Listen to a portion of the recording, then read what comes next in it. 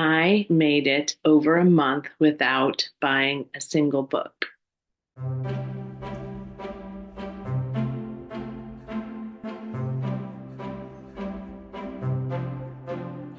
Hi, readers. It's Lori. Welcome back to my channel, Books, Ink, and Paper, or welcome if this is your first time. I'm happy to have you. And yes, I am filming a book haul today, but it is a small one. Last book haul that I filmed was on the 24th of November, and the day I'm filming this is the 27th of December. So I made it an entire month and a few extra days without buying a single book, not even an audiobook. Now, you might say, but Lori, you've been in a reading slump. Yes, yes, I have. But reading slumps don't usually keep me from buying books. In fact, sometimes the opposite is true. But in this case, I didn't get any books until earlier today.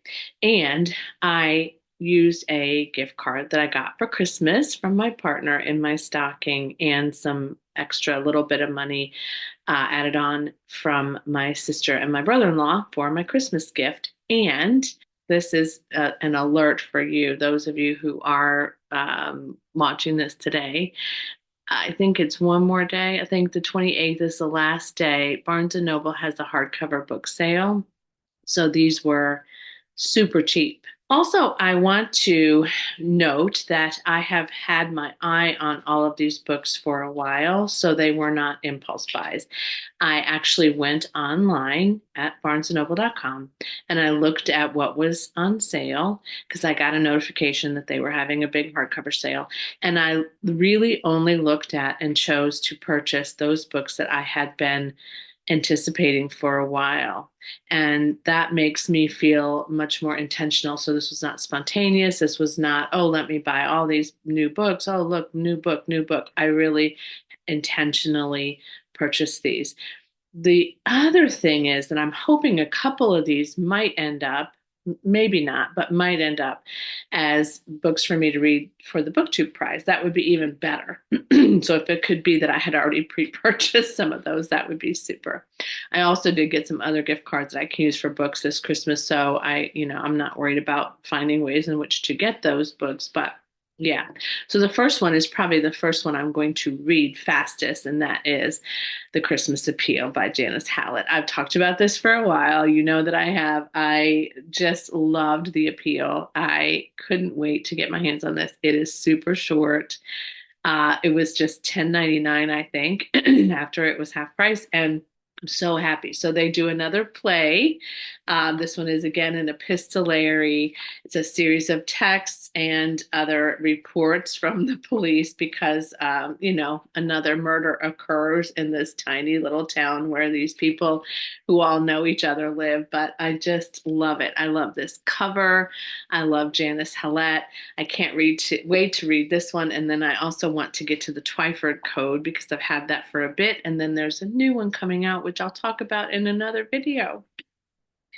This one, let's see, when did this come out? Because I remember talking about this during anticipated reads too. I can't remember, but it came out this year, and that's The Librarianist by Patrick DeWitt. I love this cover. I've never read anything by Patrick DeWitt. I appreciate the way that they did this. And as you all know, I love books about books. So this one follows Bob Comet, who's a retired librarian, and he is just living peacefully in Portland, Oregon. But a woman he encounters who's lost in the market is confused, and he returns her to the home that she lives in, like a senior care home. And then a bunch of people meet Bob as a result. The people that he meets begin to encourage him to sort of tell his story. And so Bob's story then unfolds, and you get to understand what occurred in his life, which was not always an easy one. So this says, with his imitable verve, skewed humor, and compassion for the outcast, Patrick DeWitt has written a wide-ranging and ambitious document of the introvert's condition. And that is what made me, as I said, I had this on my list, but when I read that today, I thought, you know what, this is the one that I think I'm going to get. I think I have it on Kindle Unlimited as well, but it feels like one that I'm going to want to keep.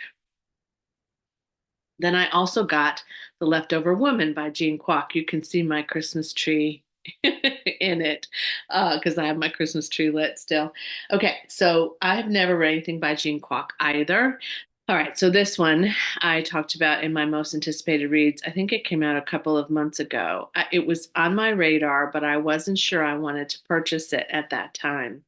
Then I met Jean Kwok through a series of posts on Facebook. I started following her, watching her. Then I started listening to other people talk about this book. I heard an interview with her about the book, and I thought, you know what? This is something that I want to read.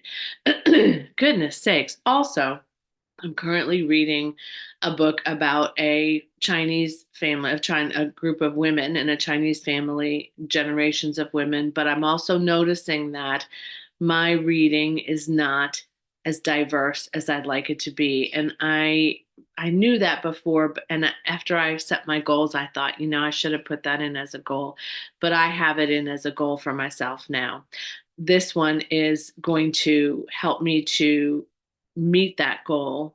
I feel like that is going to open me up to just a more diverse but a more satisfying read because I'm loving the book that I'm reading now. So Jasmine arrives in New York City from a Chinese village.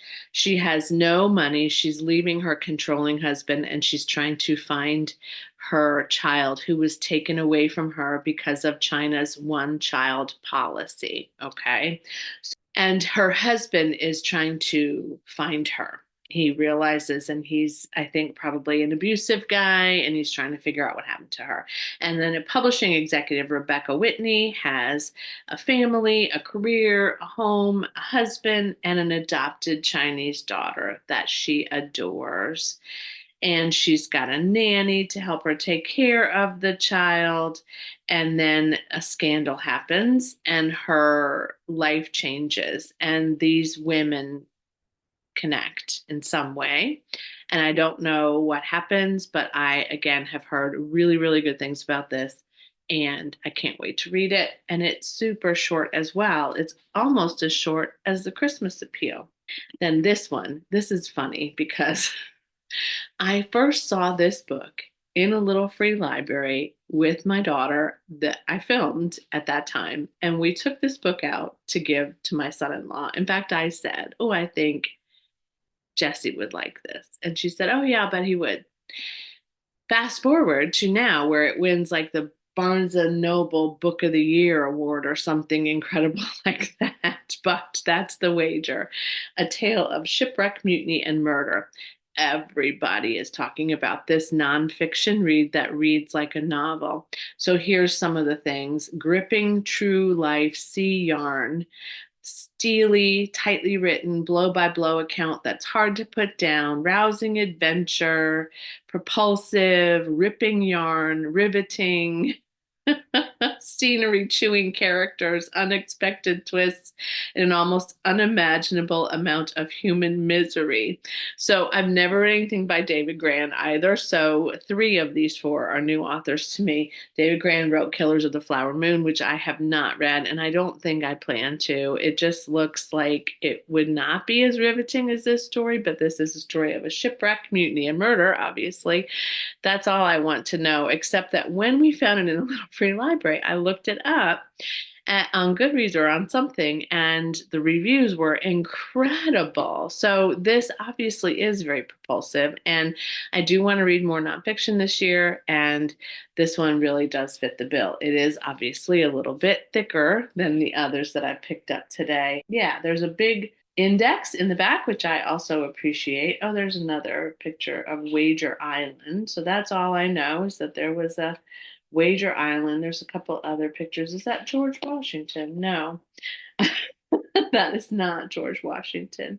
But this just seems like it would be a great read for me. And so I got it, and it was on a good sale. It was part of the sale, but it's also because it is their, I think it's their nonfiction book of the year or something like that. It was, yeah. Okay, so that's it. I didn't get any audiobooks. I didn't get my book of the month this month. And so just those four. And that feels right.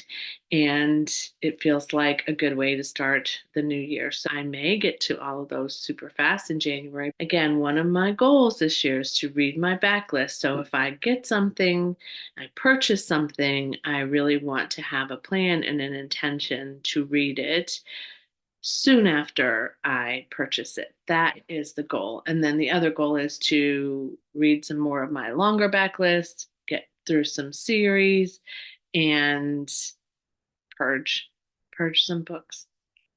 I mean, I really do. I gotta do it. If I'm not reading them, they gotta go.